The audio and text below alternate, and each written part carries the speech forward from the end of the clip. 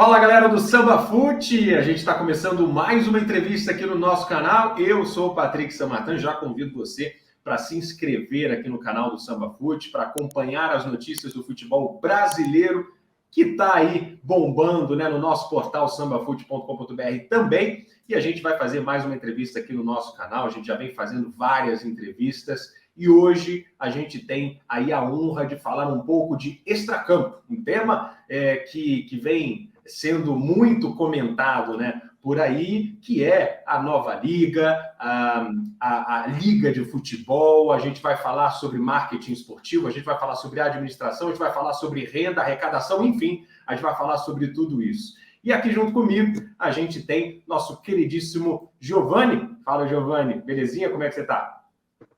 Fala, Patrick, tudo certo?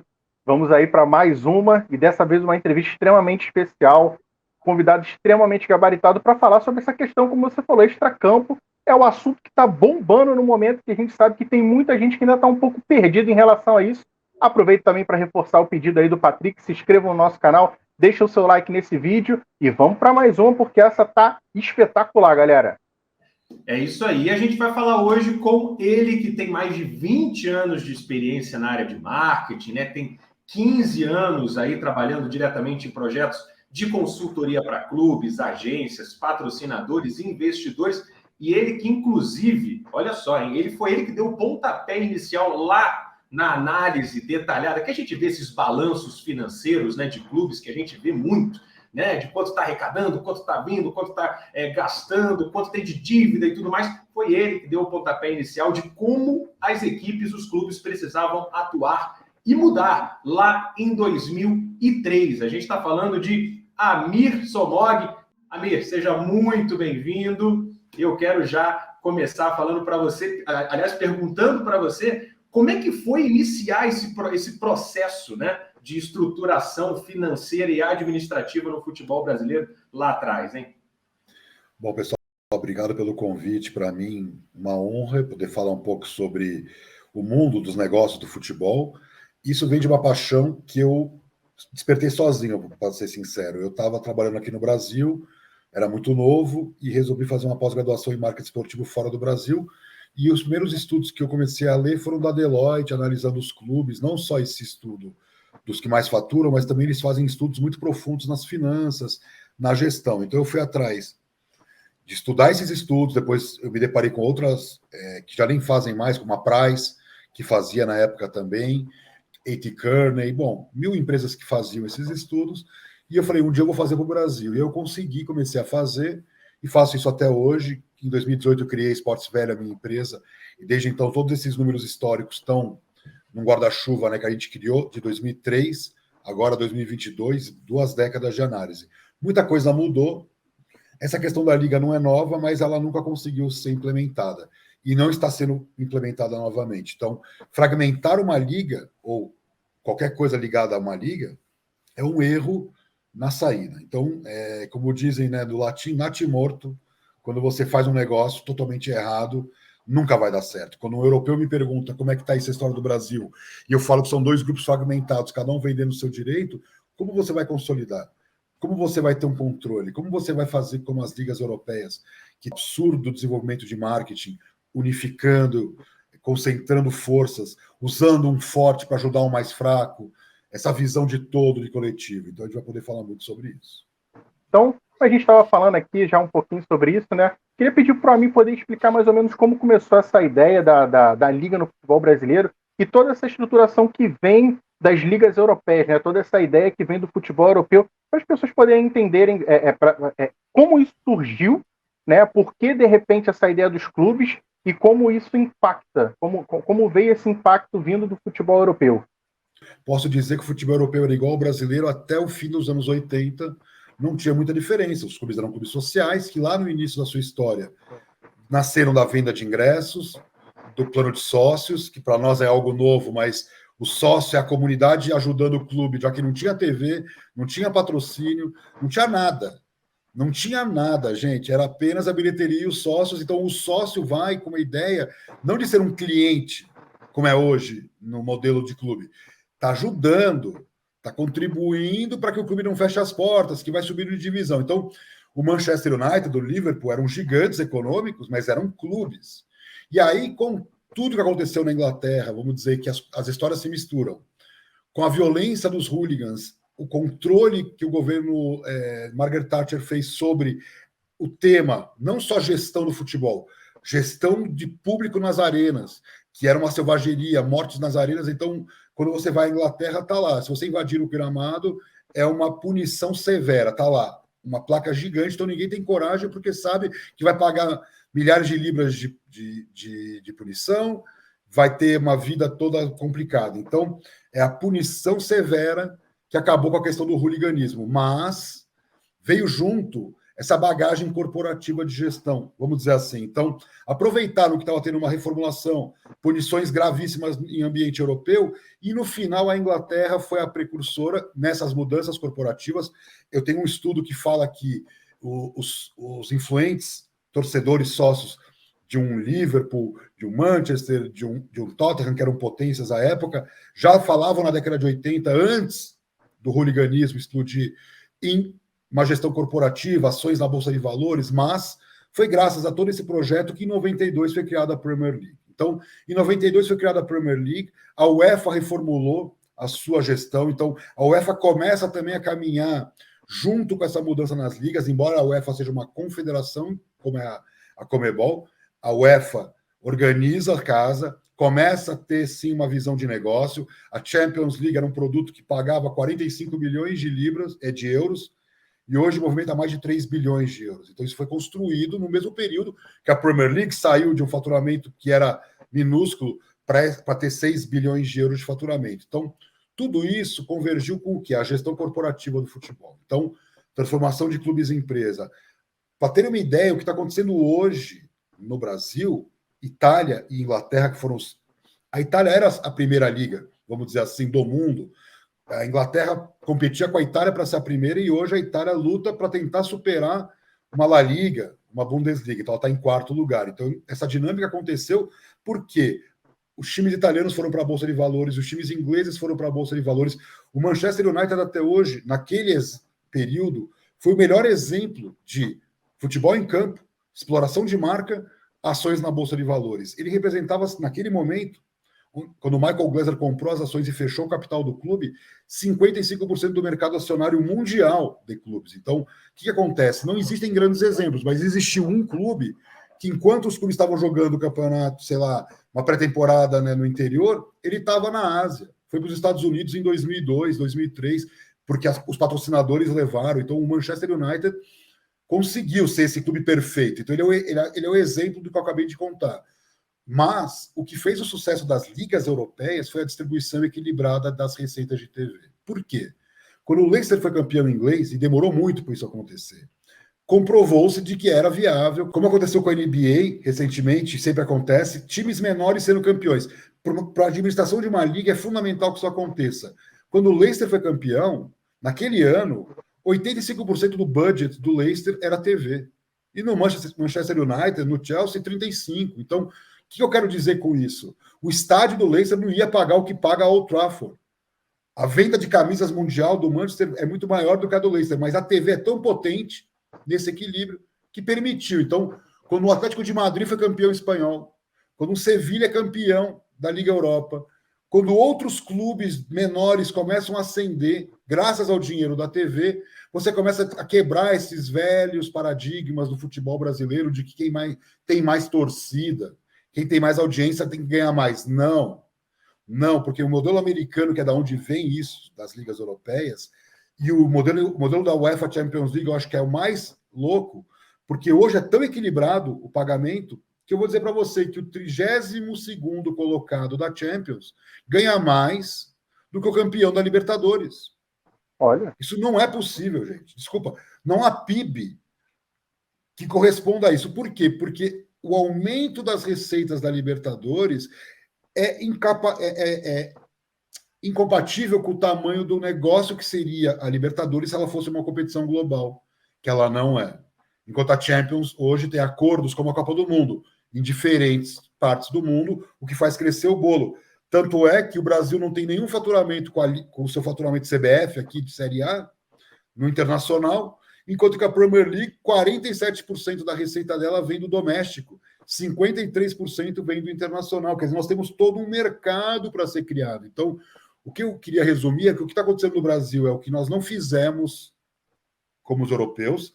Fragmentamos em 2 grupos, porque tem 2 bancos, XP e BTG, que são enormes, têm trilhões de ativos, mas que não estão colocando seus ativos para dentro do futebol brasileiro. Estão bebendo da riqueza de um mercado que se fragmentou, quando, na verdade, nós tínhamos que ter 40 clubes, Série A, Série B, os que vêm da Série C e D via CBF, com seus benefícios, como toda a liga faz, atrai, né, dá um dinheiro melhor do que a vida dele. Então você tem 40 times, é um impacto brutal. E aí a pergunta que foi feita lá no início: quem tem mais a perder com isso? Federações estaduais, a Federação Paulista, se a liga sai, começa em fevereiro, final de fevereiro, março, e vai até dezembro, joga só os finais de semana, a Federação Paulista vai ter que se virar para poder fazer um campeonato estadual sem os times de A e B, que esse é o certo. Os clubes não têm mais que jogar o estadual. O estadual tem que se converter nas divisões menores do brasileiro. Por que eu estou falando isso? Porque não dá para você começar a temporada com a competição de menor impacto, destruindo a motivação do torcedor, acabando com treinadores, contundindo jogadores para quando começa a Série A, que é o que paga a conta, em maio, vamos dizer assim. Eu me lembro do Santos. Os Santos queriam pedir o impeachment do presidente do Santos antes de começar a Série A, que é o que paga a conta para o Santos sobreviver. E o clima é tão hostil que o Santos vai indo muito mal também. Então, o que eu quero mostrar? Que a NFL não é assim, a Bundesliga não é assim. Por que nós, que não sabemos nada de gestão de futebol, vamos inventar de ter estadual 4 meses, 3 meses e meio, e aí começa o brasileiro? Por exemplo, saiu um estudo aí, acho que da KPMG, falando em Bolsa de Valores. Não há uma linha dizendo que se não mudar o calendário não tem eficiência em Bolsa de Valores. Não tem como, porque se você pegar o balancete mensal de um clube de futebol, ele é deficitário de janeiro a março, começa a ficar melhor em abril, em maio é que volta à normalidade. Então não dá para administrar uma empresa no Brasil com 9 meses de faturamento, considerando que ela tem imposto, que tem o impacto do INSS e IR sobre folha. É isso. Então o que está acontecendo? Nós estamos debatendo o calendário, fair play financeiro. O Atlético Mineiro está com uma dívida, acabei de ler no Twitter ontem, 1,8 bi de reais a dívida. A do Flamengo está inferior a 260 milhões de reais. É correto? Os 2 clubes estão disputando a mesma competição. É justo que um tem 1,8 bi e o outro está reduzindo porque quer? O Flamengo podia estar com 600 milhões de dívida, mas ele optou por não ter dívida. O Fortaleza, por exemplo. Fortaleza podia ter 200 milhões de dívida. Tem 36 milhões de dívida. Eu tenho falado para os meus clientes: quer um clube para comprar? Fortaleza, Atlético Goianiense, Cuiabá, clube sem dívida. Então, o que está acontecendo, pessoal? A boa administração não está vencendo institucionalmente, está vencendo desportivamente, porque, vamos lá, o Corinthians está, com todo respeito ao torcedor corintiano, ele vai entender o que eu vou dizer, pela estrutura financeira dos números do Corinthians, sem ficar com a receita de bilheteria, com todos os problemas de dívida que o clube tem, está em uma semifinal de Copa do Brasil de novo. Isso aqui é épico, pela gestão que o clube tem em termos financeiros. Então, o que está acontecendo? O futebol permite, mas provavelmente um Flamengo vai ser campeão, pode não ser. Mas provavelmente. O São Paulo passou pelo Palmeiras, mas ali eu vi o jogo. Foi ali no momento que fez o gol. Mas assim, o futebol tem essas coisas. Mas quando você olhar em 10 partidas, Palmeiras e São Paulo, quantas o Palmeiras vai ganhar? Quantas o São Paulo vai ganhar? Então, como o São Paulo vai se fortalecer quando todas as gestões estiverem equilibradas, quando o São Paulo talvez tenha que passar por uma redução de custo para poder se fortalecer. E o Palmeiras não pode ter recursos vindo da presidente do clube sendo patrocinadora da camisa. Eu adoro a imagem da presidente do Palmeiras, acho que ela tem uma imagem potente no momento que nós estamos discutindo de liga e também por o Palmeiras ser a segunda maior força econômica da América Latina e das Américas, nenhum time da MLS fatura mais, mas ela tem um conflito de interesse que é absurdo, né? Que ela é patrocinadora do clube e ela é presidente do clube. E isso numa liga americana jamais aconteceria. Então, essas discussões não são travadas. Então, é mais fácil a gente discutir, vender 20%, me dá esse dinheiro aqui, estou com um problema de fluxo de caixa. Ah, mas você vai vender na baixa, você está entregando, né, uma parte dos seus direitos que poderiam valer o dobro. Ah, mas eu não consigo organizar. Então, eu ouvi, tá, só para finalizar, de um importante conselheiro do Cruzeiro, quando o Cruzeiro foi vendido a preço de banana, vamos dizer assim. Eu até ouvi a entrevista do Ronaldo para o Mano Brown, ele falou, mas quem queria comprar aquela massa falida? Ninguém. Ele teve a coragem, vamos dizer assim, mas ele comprou uma massa falida de 9 milhões de torcedores, com uma estrutura de Toca da Raposa, com um plano de sócio-torcedor em atividade, com toda uma marca super importante, que é muito maior do que o time dele na Espanha. O Cruzeiro é infinitamente maior que o Real Valladolid, e ele pagou 70 milhões de dólares pelo clube. Então, uma pichincha. E eu falei isso para o conselheiro, e ele me respondeu, não havia como o Cruzeiro dar um passo a mais. Era isso ou falência? Então, beleza. Então, não havia politicamente nenhuma liderança, nenhum grupo que gerasse a credibilidade. Então, acho que o Botafogo, podemos dizer que viveu algo semelhante, né? Vamos dizer assim. Então, fazer o errado para a sobrevivência do clube. Agora, não é esse caso aqui.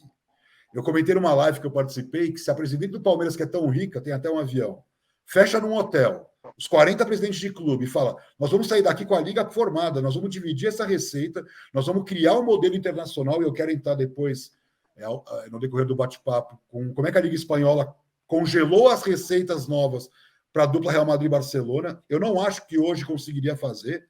O nível de animosidade entre os presidentes do Barcelona e Real Madrid com o presidente da La Liga é tão grande que eu não acho que hoje eles conseguiriam, mas eles conseguiram lá atrás, que foi congelar essa receita. E aí, quando você congela, chega para o Flamengo e fala, todo o dinheiro que vai vir da Ásia vai ficar para os novos clubes menorzinhos, o grande fica como está.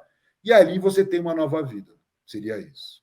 Uma aula, hein, Giovanni? Que isso, cara? Uma aula de administração e gestão no futebol. Amir, a gente falou muito sobre os direitos de TV, a gente falou muito sobre a questão da importância, né, do dinheiro vindo da TV. Saiu uma notícia hoje, 19 de julho, que a Libra já está começando a negociar com a Globo os direitos de TV do Brasileirão 2025. Como é que você vê isso? Cara, eu acho que qual que é o grande problema? O brasileiro, e eu falo no geral, tá? A gente está tentando exigir que os clubes façam algo que quem já viveu isso, né? No prédio, no seu bairro, você não tem essa visão coletiva, essa visão comunitária.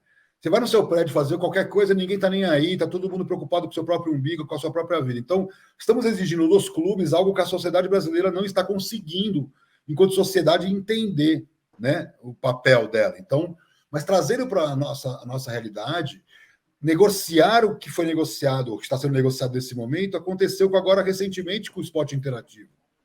Foi ruim para o mercado.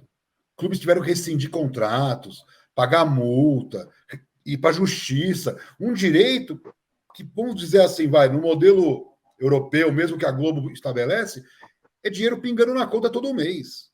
As antecipações só são possíveis por essa garantia desse recebível. Que é o recebível? Dinheiro da TV, um patrocínio que ganha, que todo mês pinga na conta. Então, um clube no momento de aperto, fui eliminado precocemente da Libertadores e me perdi aquela receita que estava na cara que eu ia receber.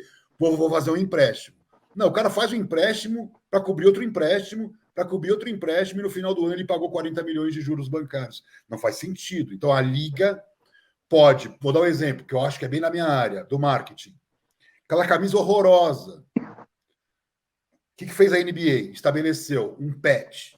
Aí veio a MLB de beisebol, um patch. Cada clube colocou um patch. Aquilo arrebentou de fazer faturamento, porque é um espaço muito exclusivo, muito valorizado. Não estou dizendo que vai ser assim.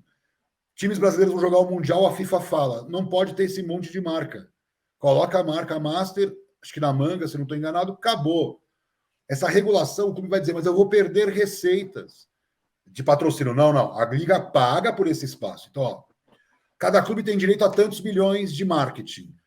E aí você tem direito a ocupar aquele espaço. Nós vamos ajudar você a estabelecer as ativações. Por quê? Vamos dar um exemplo. Eu tenho um patrocinador que ativa, é bom para a Liga. Então, vou dar só um exemplo bem típico.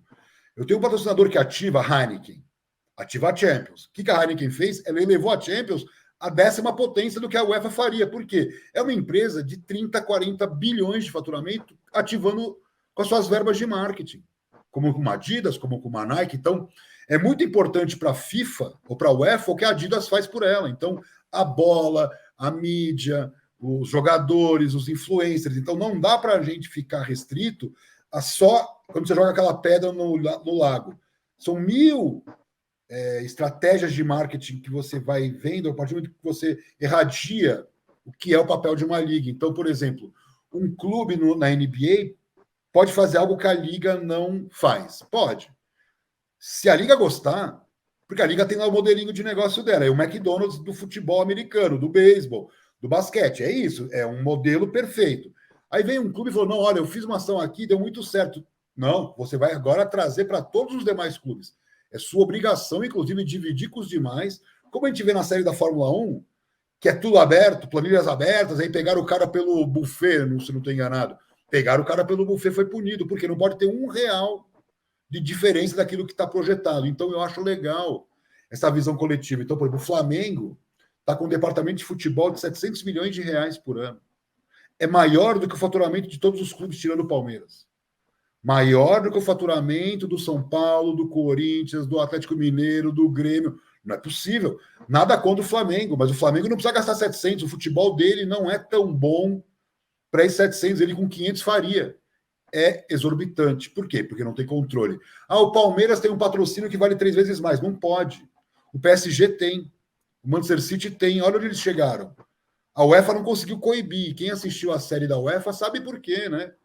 A UEFA não coibiu o PSG porque no momento, né, da ruptura, o presidente do PSG estava lá como grande soldado, vamos dizer assim, e defendendo, né, a Champions League. Então, e aí hoje o PSG não precisa ser punido no fair play financeiro. Então, o que eu quero mostrar?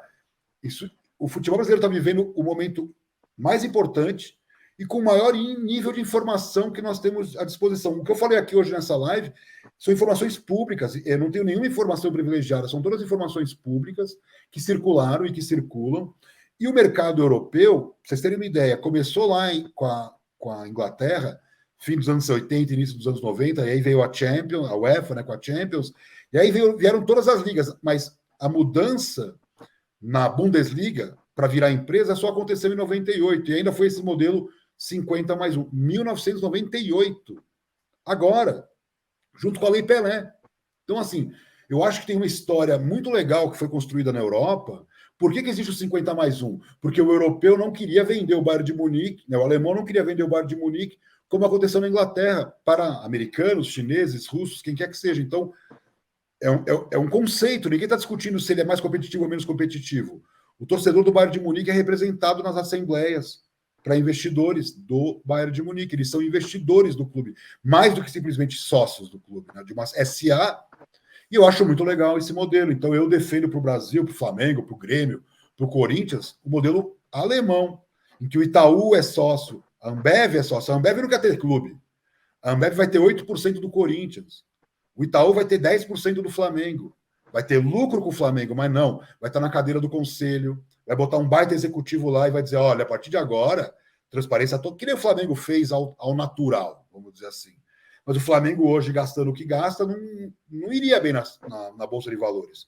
Eu acho que um Fortaleza pode ser mais eficiente que o Flamengo numa Bolsa de Valores pela estrutura que ele construiu sem dívida, sem altos custos, com equilíbrio orçamentário. Então, não que o Flamengo não tenha, mas o Flamengo vende 200, 300 milhões por ano em jogador para poder ter equilíbrio orçamentário. Então, é uma máquina, é um mastodonte de 1,2, 1,3 bi, mas que não pode parar de faturar, que se parar um ano, como aconteceu com a pandemia, fechou com o maior prejuízo da história. Então, eu acho que o futebol brasileiro ainda é muito alavancado e estruturalmente a indústria deveria ter a liga, não a liga forte, que agora eu descobri, até publiquei no Twitter, que a XP e a Live Mo estão ganhando uma comissão do valor que vai ser vendido do investidor, vão receber uma comissão. Quem devia pagar uma comissão é o investidor. O clube está abrindo mão da TV 20% e ainda ficando com uma parte líquida menor por conta de intermediários. Eu acho isso meio louco. Então, eu acho que era melhor zerar, que até aconteceu essa terceira via, eu gostei, da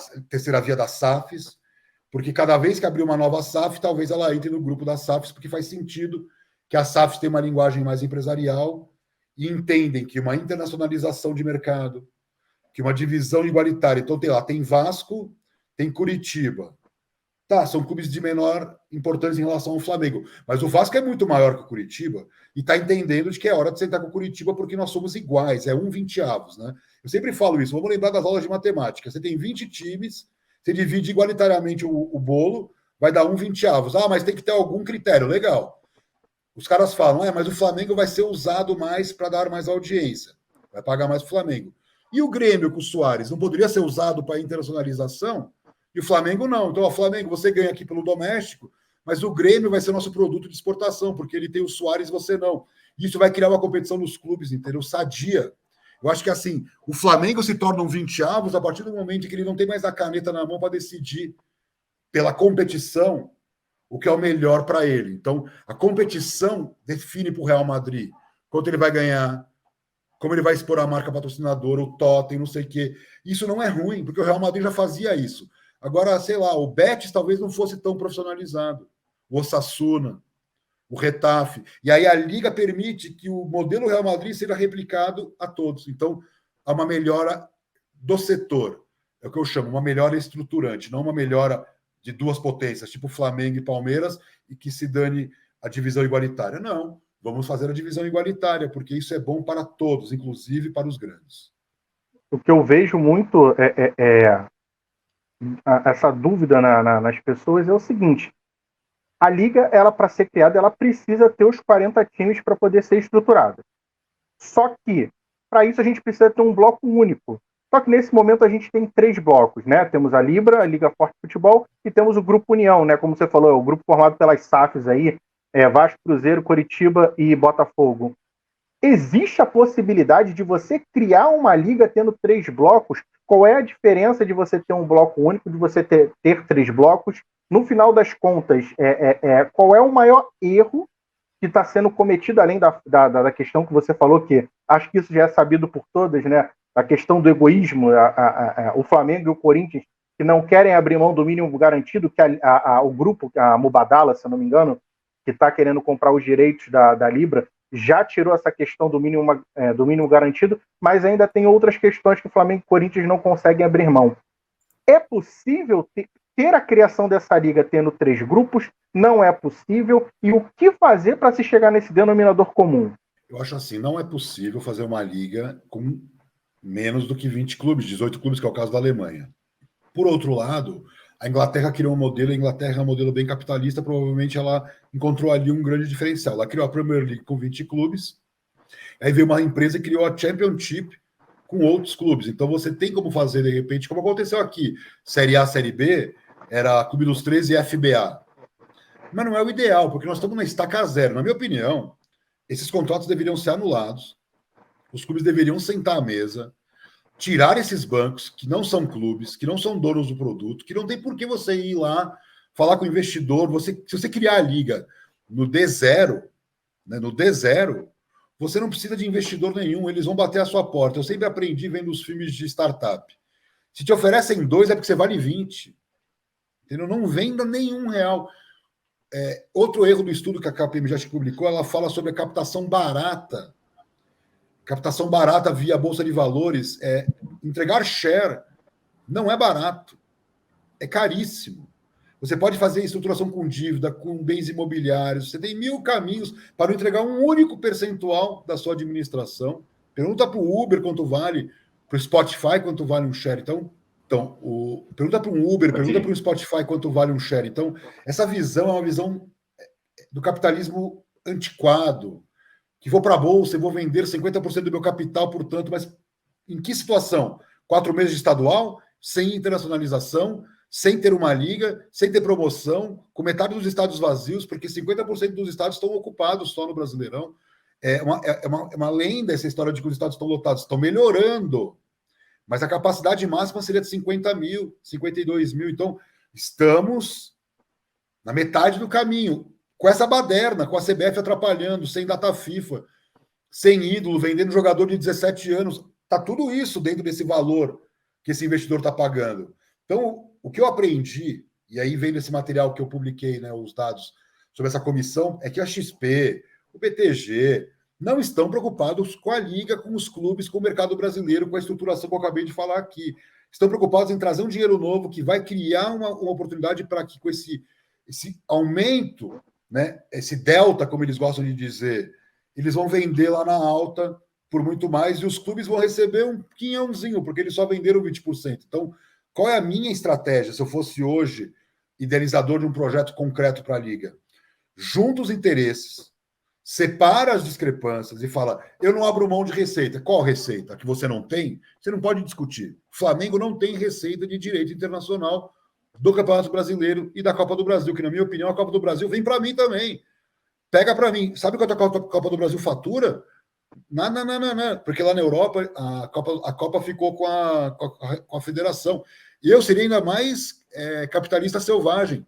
Senão não jogam mais a Copa do Brasil. O clube tem que ter poder de negociação e falar, por exemplo, para a Globo: ou a Copa do Brasil é dos clubes, ou nós não jogamos mais a Copa do Brasil. Coloca os times da Série C para jogar a Copa do Brasil. Entendeu? Então, o que ninguém está entendendo? Que é um momento histórico que está sendo desperdiçado mais uma vez por incapacidade administrativa e porque sempre vai ter aquele mágico ilusionista, nesse caso os bancos, né, sem nenhuma crítica, não tenho nada, não conheço ninguém desses bancos que estão negociando, vejo pela imprensa, mas eles não sabem o que eles estão fazendo. Eles não têm ideia da oportunidade perdida que eles estão nesse momento fragmentando, porque o BTG e a XP sentam na mesma mesa quando um cliente obriga. Então, por exemplo, o cliente vai fazer um IPO e contrata os dois. E aí, faz como? Entendeu? Um lidera numa coisa, o outro lidera na outra. E aí? Eles estão acostumados a, por conta, quando vai ter um IPO de uma indústria, de um serviço, os dois e muitos outros, o Itaú BBA, estão na mesma mesa, não tem essa de exclusividade, é que eles estão vendo que o futebol brasileiro é essa pataquada, entendeu? Veja o que faz a NBA, que não dá exclusividade para ninguém, ela fragmenta e todo mundo tem que obedecer o que a NBA decidiu. E é aí que está. Os clubes não entenderam que o grande business não é separado. O grande business é junto. O Lakers, por maior que ele seja, nunca vai ser maior que a NBA. Não tem jeito, porque o contrato passa pela visão da liga. E o Lakers é tão dono quanto o outro que não fatura nada. Fato, porque a divisão da receita da TV não limita o tamanho dos clubes. Isso que eu acho que os clubes brasileiros não entenderam. O Flamengo faz mais de 200 milhões em match day. Boa parte dos clubes não atinge 15, 20 milhões. Então, por que tanto medo? Entendeu? Porque o Barcelona e o Real Madrid provaram, foi bom para a Liga. Então, um clube que nem o Atlético de Madrid, que faturava 60 milhões de TV, enquanto o Real Madrid faturava 140. Agora o Real Madrid fatura 160 e o Atlético de Madrid fatura 130 de TV. Isso é maravilhoso. E você tem um monte de clubes ali intermediários faturando 70 milhões de euros.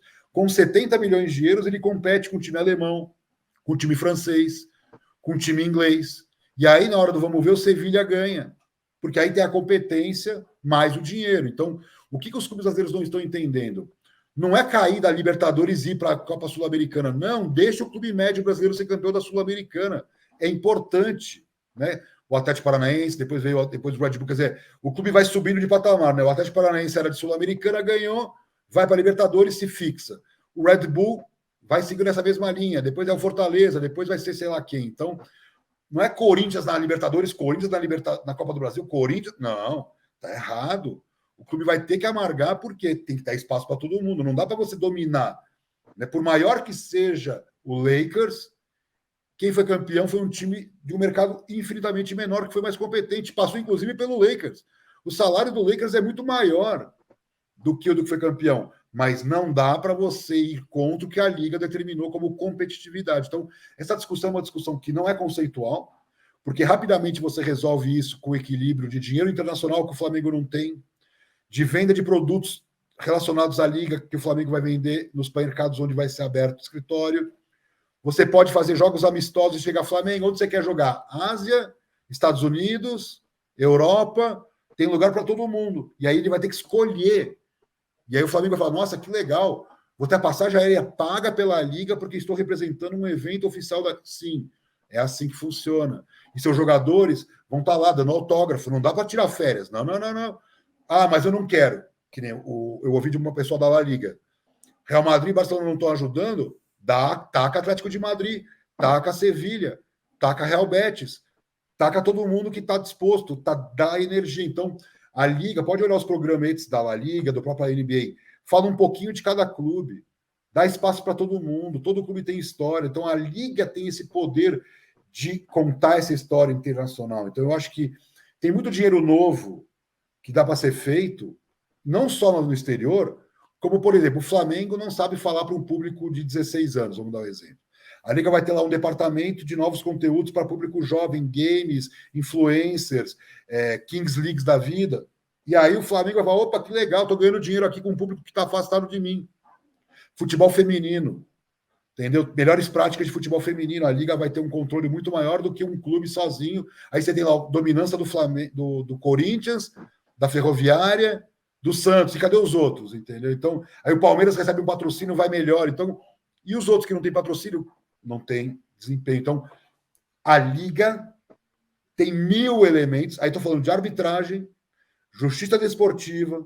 Alguém vai dizer, nossa, essa justiça desportiva, a arbitragem é péssimo. Doping, que nunca pega um jogador com doping no Brasil, como é que pode? Todos os esportes pegam, no futebol brasileiro não tem doping. Não tem?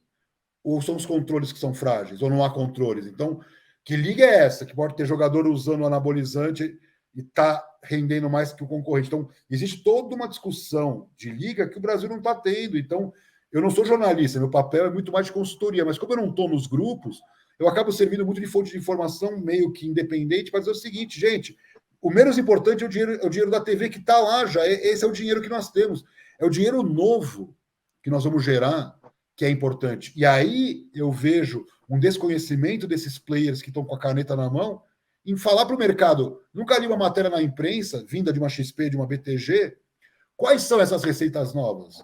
Da onde virão? Quais são os mercados? Qual é o produto que você vai comercializar? Então, assim, o que a La Liga fez, ela pega um pedaço do dinheiro da TV, e não é pouco, para investir muito em conteúdos, em materiais, e isso reverbera em contratos novos de TV, em mais audiência, nesse corpo a corpo que a Liga faz em cada mercado-chave. Então, resumindo, não é barato isso tudo que eu falei, é por isso que não sai. Né?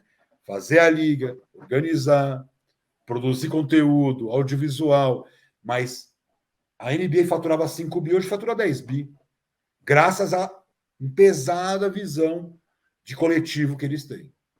Agora você tocou numa questão que eu achei extremamente interessante, né? O que a gente vê é que existe uma briga de Flamengo e Corinthians por conta de não querer perder esse valor de direito de transmissão, né? Que não sei se os nossos web espectadores têm essa noção ou não, mas de TV aberta e de TV fechada, se eu não me engano, os clubes hoje ganham um valor relativamente igualitário. O problema, o que causa esse déficit muito grande entre o primeiro e o último colocado, entre esse pelotão de cima que se tornou Flamengo e Corinthians e o resto, digamos assim, é o pay-per-view. Mas aí você falou de uma geração de novas receitas. Está faltando esse melhor entendimento, como você falou, dos players, dos administradores, dos clubes, de entenderem que você, quando tem uma liga mais competitiva, com um valor mais igualitário, dando a capacidade de times menores de terem uma temporada como teve o Leicester na Premier League, de poder ser campeão em detrimento de outros times que ganham mais.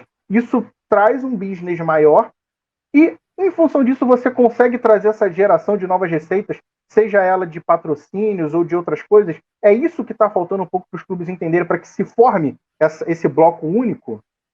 Eu acho que falta o entendimento de que as receitas são insignificantes em relação ao tamanho do potencial de exploração.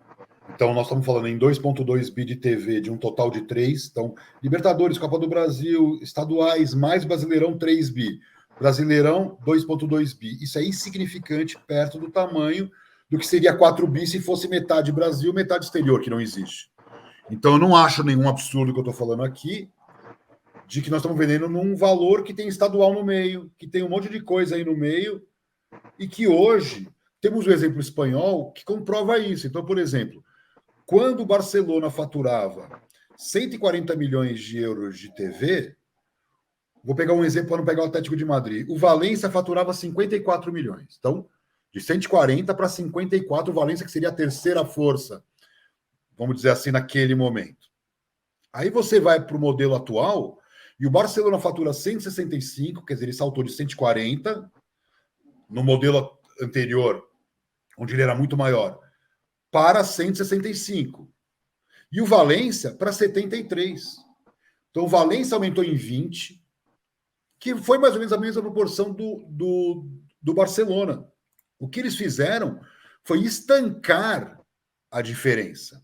Então, quando houve o salto, o percentual que foi para o Barcelona foi 0, naquele momento. E o do Valência cresceu 25%. Então, o Valência sai de 54 para 67, agora está em 75, entendeu? E o Barcelona saiu de 140 para 147 e agora está em 165, porque foi campeão. Porque o Real Madrid faturou menos, entendeu? O Real Madrid não faturou o mesmo que o Barcelona, porque o Barcelona foi campeão. Então, o que eu quero mostrar com isso? Eu quero mostrar que ninguém está dizendo que vai acabar com o orçamento do Flamengo e do Corinthians. Nós só vamos acabar, por exemplo, vamos dar um exemplo. Vai vir uma nova negociação e a Globo dá luvas. A Globo não respeita a equidade em luvas. Entendeu? Então, um clube lá ganha 100 milhões de luvas e o outro ganha 20. Você acha justo? Eu não acho. Entendeu? Porque as luvas, o clube usa como quer. Não tem regra para a luva. Então, ele pode contratar, pagar salário, abater dívida, faz o que ele quiser. Então, o que os brasileiros não estão entendendo é que nós estamos discutindo fair play. Não fair play financeiro. Fair play. Então, você é contra um jogador parar para que seja atendido o outro e o outro fazer o gol. Isso é falta de fair play. Mas você não é contra que um patrocínio inflado faça com que o seu time seja campeão e sendo campeão ele vende um jogador, que era um Hendrick, foi vendido depois que o Palmeiras foi bicampeão da Libertadores, com alta exposição. Bicampeão da Libertadores, com patrocínios inflados. Eu tenho porque um cliente me contratou e eu fiz a análise. Eu provei para ele qual seria o fair value do Palmeiras. E não é 80 milhões que o Palmeiras recebe da Crefisa. Não é. Entendeu? Então, não adianta falar, seria bom se meu time tivesse. Não, não seria bom. Não seria bom que tivéssemos muitas Crefisas. Seria bom que a Crefisa tivesse que pagar o mesmo que o BRB. Entendeu? Que houvesse uma auditoria independente na Liga, dizendo o seguinte, Crefisa, isso não pode. Você vai ser penalizado. E aí, como você vai ser penalizado? Dinheiro da TV. Então, se a presidenta do Palmeiras souber que lá na frente ela vai perder a diferença de TV para equilibrar o orçamento, esse dinheiro vai para ações sociais da Liga, por exemplo. Então, a diferença não vai para clube nenhum, vai para ações sociais da Liga.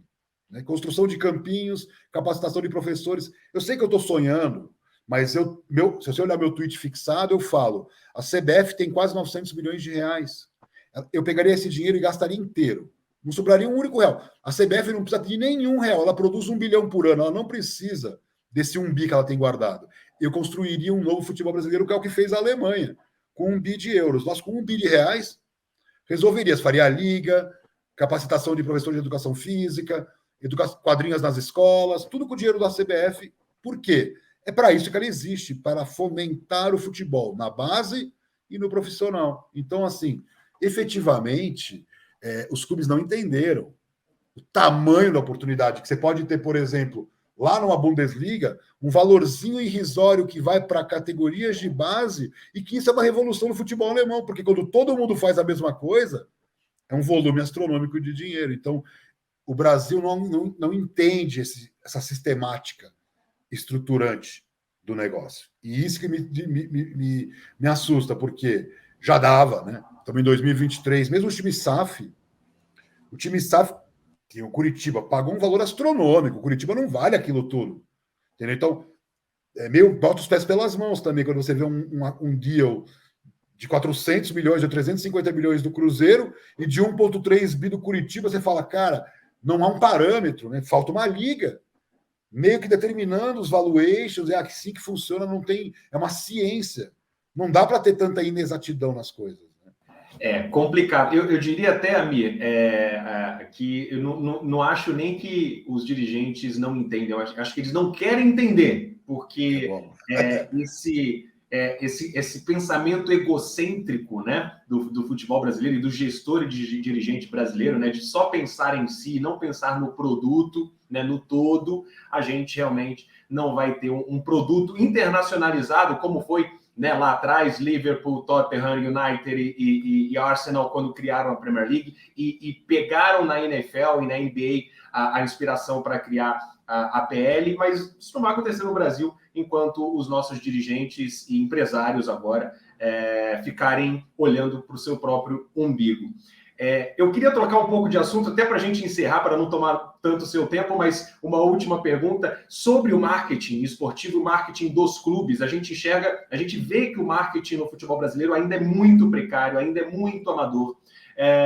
O que falta, na verdade, não é nem o que falta, mas por que os clubes brasileiros não conseguem transformar seus jogos nos estádios como uma experiência, né? Como faz uma NBA, por exemplo, antes dos jogos, você criar ali várias experiências para toda a família, onde você joga a bolinha, onde você tem experiências práticas, você tem a brincadeira, né? Ou o jogo de luzes do estádio, com o narrador, o que falta para o futebol brasileiro? Por que isso não acontece no futebol brasileiro de transformar, né, falando em marketing, o futebol, o jogo, numa experiência por si só?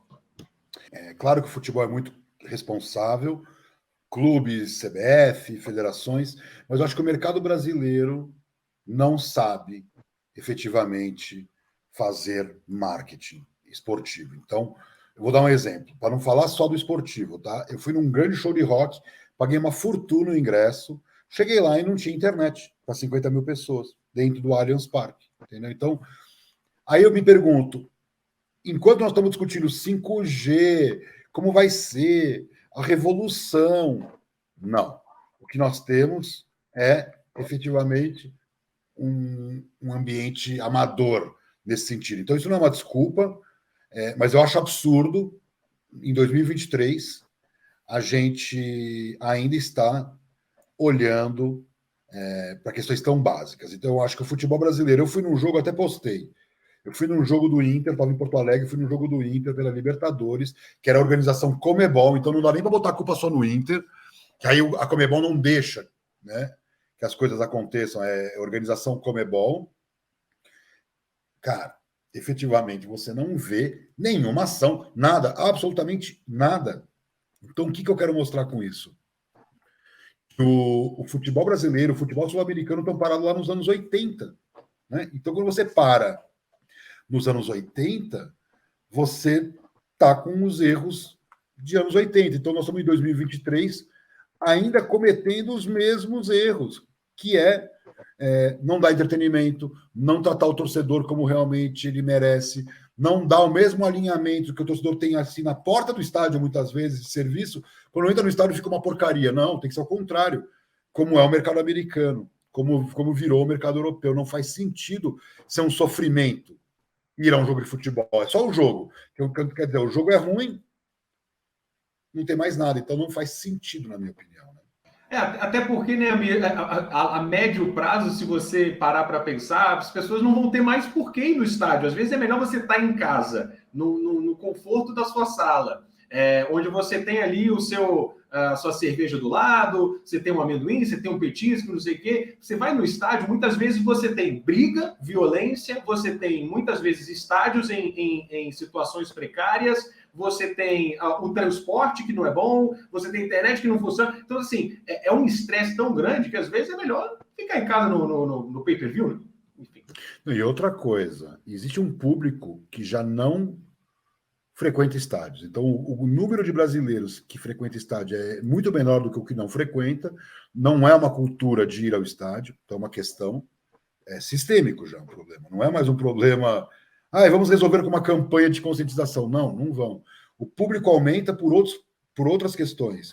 Novas arenas, os times que estão puxando essa média são times de alto investimento, estão indo bem nas competições. Então, se o Palmeiras fosse 14º, não estaria com 100% de ocupação no Allianz. Entendeu? Então, é uma cultura de desempenho, que nós não temos o entretenimento do futebol. Então, o torcedor que vai, muitas vezes, é esse torcedor que é chamado de raiz, que gosta mesmo de ser maltratado. Eu vi vários comentários no Twitter quando eu falei do jogo do Inter.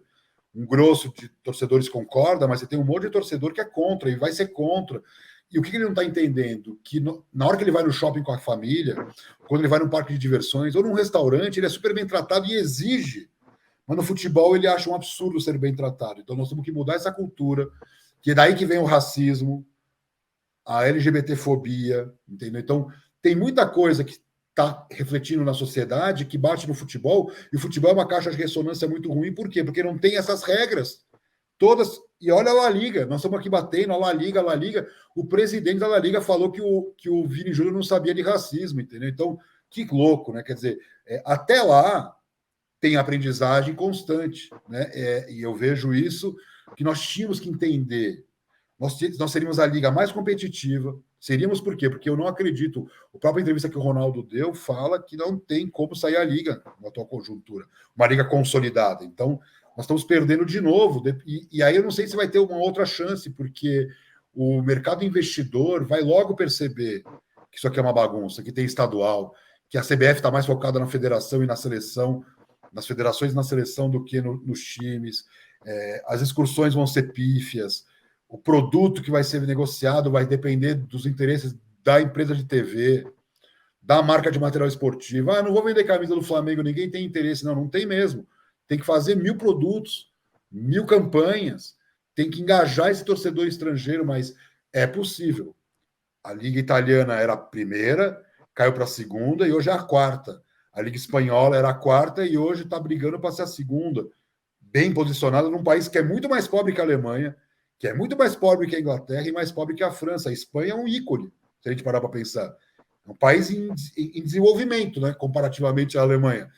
E está batendo a Alemanha porque tem o potencial, né, ali de Barcelona e Real Madrid, mas porque também tem uma liga pensando em mercado americano, mercado asiático, isso faz diferença. Fizeram jogos da Copa do Rei na Arábia Saudita. E não era o Barça Madrid. E isso eu acho interessante de discutir. É como se fosse, sei lá, um Fortaleza Goiás no Japão. Você fala, nossa, que absurdo, que desperdício. Não. É isso que a La Liga está fazendo, é que a gente não entende muito, mas é isso que a La Liga fez. Está dando espaço para todos os times prosperarem, não apenas 2 ou 3.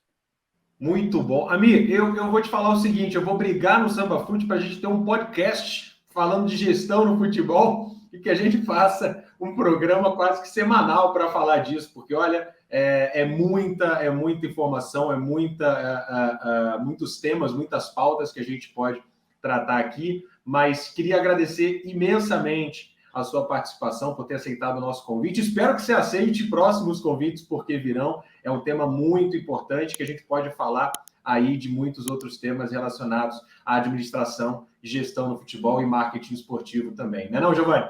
Com certeza, Patrick. Reforço suas palavras, agradeço imensamente ao Amir aí que disponibilizou a vir falar com a gente sobre esse assunto que é tão relevante agora nesse momento do futebol brasileiro, e o torcedor agora vai ficar com um pouco mais de pé atrás e vai se inteirar um pouco mais sobre a criação dessa liga, até porque isso influencia muito na vida financeira dos clubes futuramente. É isso aí. Amir, muito obrigado, viu? Valeu, gente. Obrigado. Foi um prazer e contem comigo sempre. Um abraço. Um abraço para você. Se inscreve no canal, aqui no canal Samba Fute, ative as notificações. Até a próxima.